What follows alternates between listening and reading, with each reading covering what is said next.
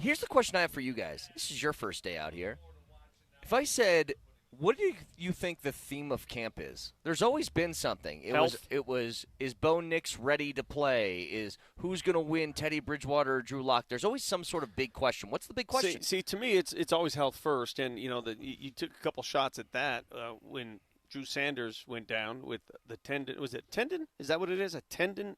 Ankle tendon? A foot tissue. Foot connective tissue situation. And he will miss all of camp, which means that he's going to miss probably the first month of the season because you don't miss all – you can't not go to camp and then come out and play the first – it's not going to happen. So he's going to miss considerable time again. Yeah. Those are the issues that coaches worry about. I feel awful for him. Of course you should. I mean the guy, he makes a cameo last year in Buffalo and plays well. Yeah.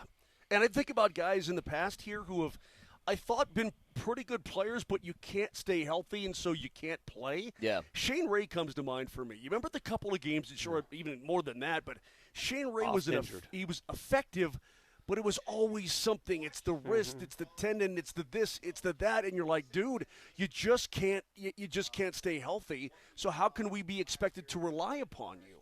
And I don't want to and Jake Butt obviously his career never even got off the ground, but I don't want to put Drew Sanders in that category. But as Leggy will say on Thursday, and we've repeated it many times, you can't make the club in the tub.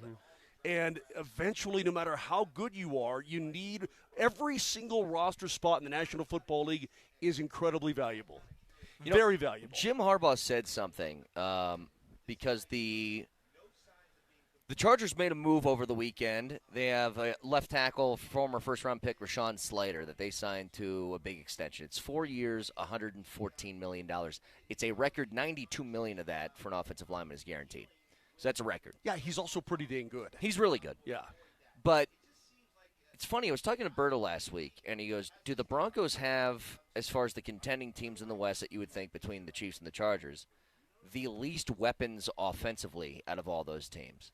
And I think, look, the Chiefs, they don't have as many weapons as you'd think. I mean, Kelsey, Rashee Rice, when he's not being suspended or in jail or something, he's pretty dang good. But when you've got Mahomes and Kelsey, you're next level automatically. Yeah. So I was like, yeah, they're probably a step above you.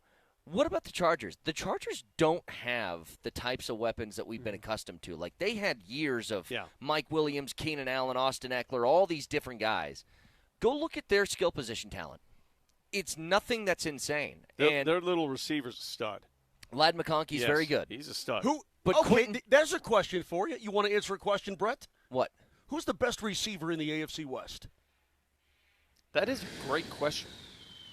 Who is the best receiver? Because I would make an argument to you. It was Devontae Adams till he left. Yeah. It might be that. It might be that little guy in L.A. Could be Courtland Sutton. It could be. I mean, could it be Xavier Worthy in Kansas City? I don't think so. He hasn't done enough yet. Exactly. It could be this little guy in L.A. I mean, but it's not like the whole AFC West is loaded that's with superstar wide receivers or anything. That's the one position I think many more teams outside of this division have those guys than this division does. Yes. But at the same time, you've got Kelsey's in the latter part of his years. He looked like he lost a little something last year. You could still argue, from his resume alone, he is the best in the division at pass catching. He's the best. Brock Bowers will make a strong argument, and that's the next guy I was thinking of. Yeah. Brock Bowers is going to be the new Kelsey. He's the best tight end for sure. But here's what Harbaugh said. He said, I know the question is going to come up about weapons. We look at offensive linemen as weapons. And think about how the Broncos built this. The law firm of Payton and Paton over here have been very intentional in how they've built their team. And the first thing they invested in was O-line and D-line. Remember, that first free agency period, a lot of money there. They went out and spent a Brinks truck of money on Ben Powers and Mike McGlinchey. I think that they view it the same way. Like, they aren't stupid. They inherited Quinn Miners. Yes, but they aren't stupid, okay? And Sean Payton knows something about offense. They made a conscious decision to not do anything at wideout this year. They did that intentionally. They got Pat Bryant in the third round, which I don't know how much he's even going to play, and Pat Bryant looks pretty good out here. But they didn't go out and do what they did in the running back room. They went out and they got Evan Ingram, and they're like, yeah, I think that's going to be enough. They still can. There's some guys still waiting for jobs. Sure. They still can if they see it as a necessary. Oh my God, we just don't have enough playmakers. They can still do that. But I'm still liking Keenan Allen. He's still out there. Dude, when we've talked about the problem with staying healthy, that would be a number one on my list. And I'm looking at guys like let's take a look at Dre Greenlaw.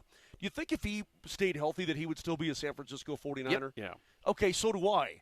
And there's a reason why these guys are out there. And you think to yourself, what, man, why would a team not want that guy on their roster, or why would they release him, or why would they do whatever with him?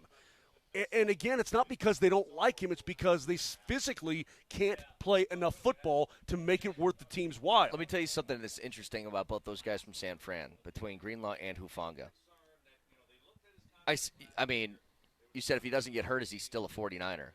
The Niners didn't want to lose either one of those guys.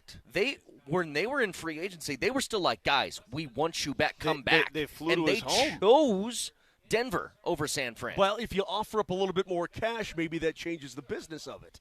I think part of it is they looked at the writing on the wall. Like, here's the problem that the Niners are dealing with, and it's the beneficial spot that the Broncos are in. Despite the dead cap money that they're still eating this year with Russell Wilson, the Niners had to pay Brock Purdy, and then they had to wave goodbye to a bunch of other dudes. And I think Greenlaw and Hufanga looked at that and was like, I don't know how competitive this team's going to be anymore. I mean, think about what the Niners had compared to what they have now. Who's left over, at least on offense? They still got a good offensive line. But it's really Kittle and McCaffrey, right? Those are the two guys. Debo, gone. Is Ayuk still there? He's still there, but he's injured. He's still there. They just let a bunch of people go because they had to. The Broncos are in a place right now. You got rookie contract with Bo Nix, and they can spend a little bit more cash on some dudes. But again, they made the decision not to do that at wideout this year. They did it in other places. And most notably, they took a defense that was already really good and tried to make them better. But how good is it when you have that quarterback on that rookie deal and you're not paying $40 to $50 million a year to that guy? Yeah. I mean, it allows you to do that's why you've got to start making some hay. You know what? I would even say this. The Broncos, of course, are a playoff team. I would say this, man. When you've got Bo Nix under his rookie contract, you better start making hay right now. Yep. Right now. This season, you could say, oh, they'll be a playoff team again or whatever. I mean, I think there's a timeline here that you have to accelerate if you're the Denver Broncos because you have that guy on a rookie deal. End of story. Yeah. You must take advantage of it.